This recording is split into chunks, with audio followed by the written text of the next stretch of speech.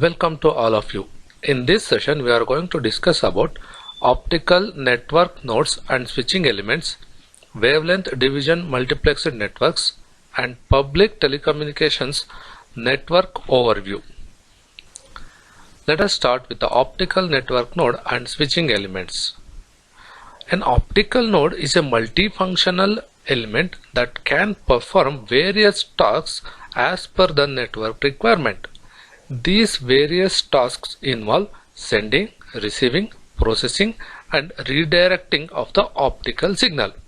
Now, when several different wavelengths of light, that means in a multiplexed manner, if they are traveling through an optical network, then a signal or a wavelength from that multiplexed set can be isolated, that is demultiplexed, and it can be rerouted. Therefore, it can be referred as the wavelength router. That means a network node can also be referred as a wavelength router and also wavelength converting router. Wavelength converting router in the sense, if lambda 1 is the input, it can change that to the lambda 2. In such cases, this is known as the wavelength converting router. See, the diagrams over here are going to represent 4 different functionalities of an optical router. So let us take one after the another. The figure A, in this we can observe that this is going to act like a demultiplexer. That means two wavelengths lambda 1 and lambda 2, they are together entering into this system, and at the output of the system they are being separated to lambda 1 and lambda 2. So this is going to act like a demultiplexer. Coming to the second one.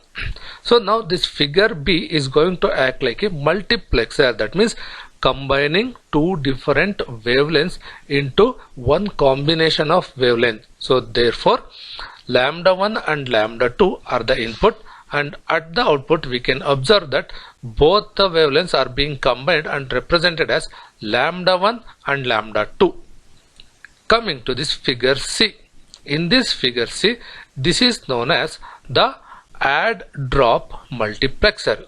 So here we can observe that lambda 1, lambda 2, lambda 3 are the inputs, and the output is lambda 2, lambda 3, lambda 4. So mistakenly it is printed as lambda 1, lambda 2, lambda 3 at the output. Please make a correction over there. The output must be lambda 2, lambda 3 and lambda 4. Now coming back to this explanation. So the name itself is going to indicate what it is: add drop multiplexer. So add drop multiplexer in the sense one wavelength will be dropped, another wavelength will be added in its place. That is what we are going to make an observation here. So lambda 1, lambda 2, lambda 3 are the input side.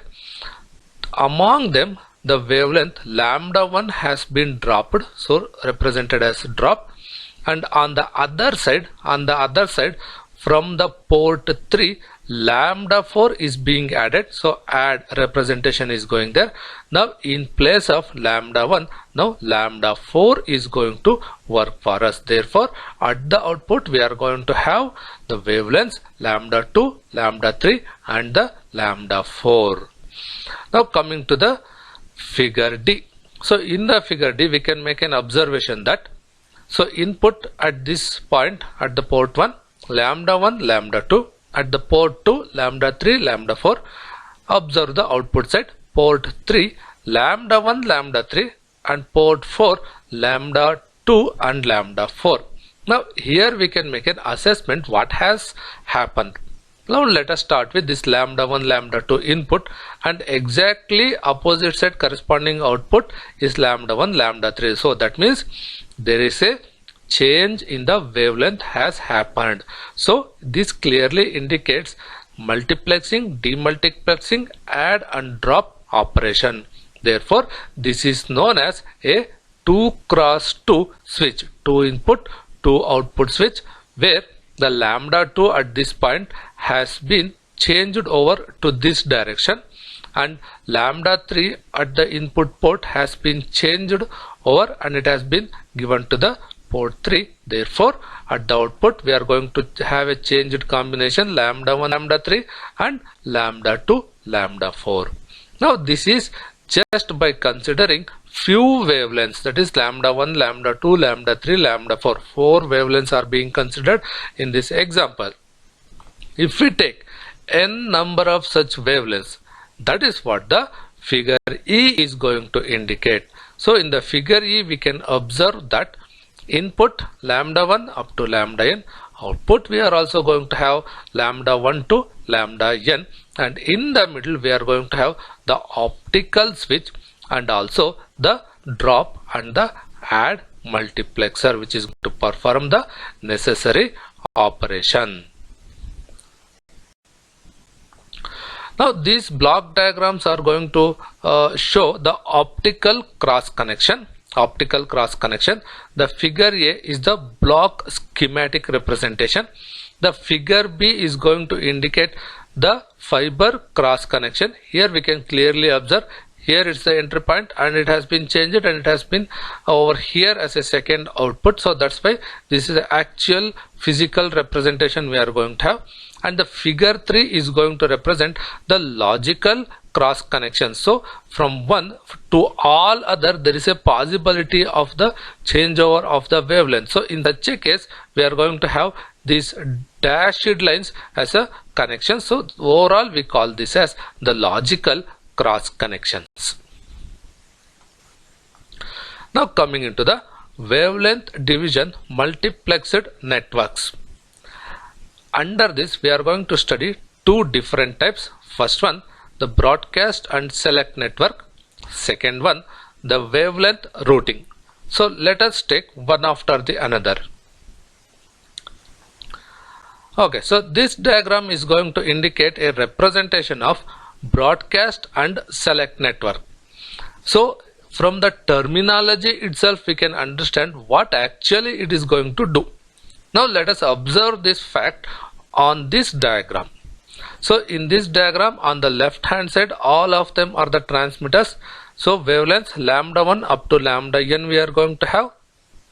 On the other side we are going to have all the receivers receiving various wavelengths, and in the middle we are going to have these transmitters and receivers connected in a star coupler.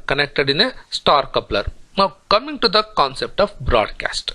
So at the transmitter side all these transmitters are going to make a transmission with their respective wavelengths lambda 1, lambda 2 up to lambda n. At the receiver side each of these receivers are going to receive all the wavelengths of light starting from lambda 1 up to the lambda n.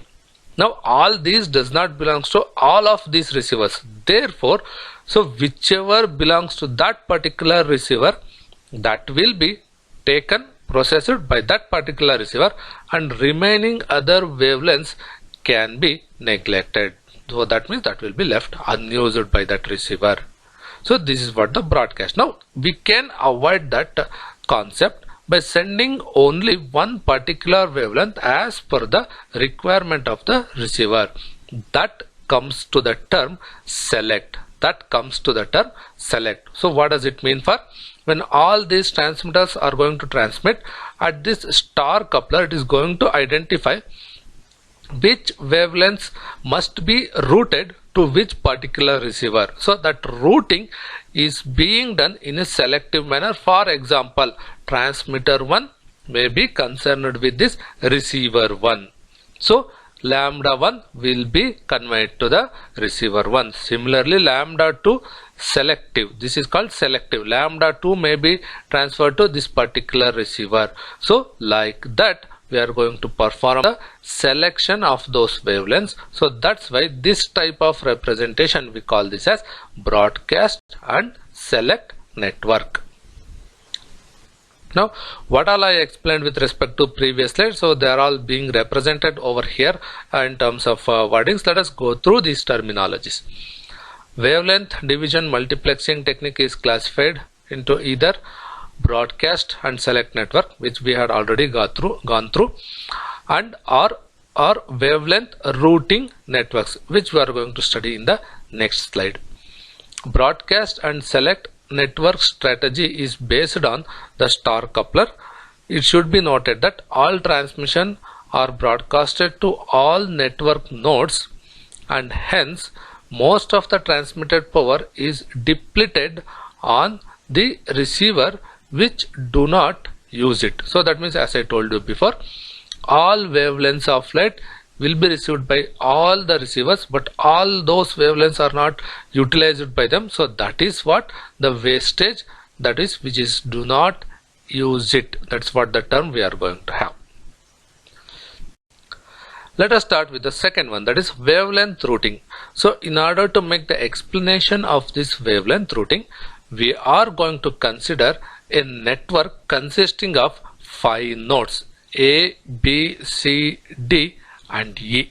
So based on this network we are going to make the explanation. So let us start one after the another. So start with figure A. So figure A is going to indicate a simple network which is physically connected amongst. Getting into figure B. So figure B is concerned with the wavelength assignment. So in the continued figure B as well as in the figure C, we are going to consider 3 different wavelengths, lambda 1, lambda 2 and lambda 3 for the explanation. Right?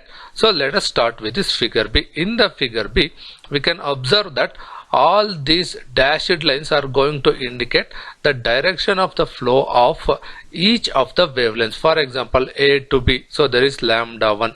So from C to B, so there is lambda 2. So like this, mutual connection between each of these nodes are being represented.